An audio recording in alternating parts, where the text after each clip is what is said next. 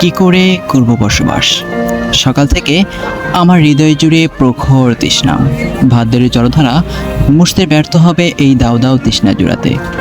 বনপোড়া সিংহ হরিণের মতো অসহায় দৃষ্টিতে তাকায় এদিক ওদিক, যেন চলেছে বিরূপ চালে এক মরুপথে।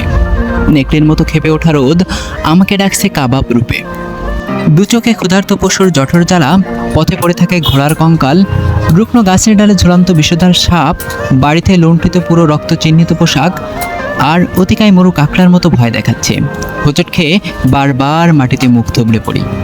আমার চোখের তৃষ্ণা আর বুকের তৃষ্ণা একযুগে আর্তনাদ করে মরা নদীর মতো।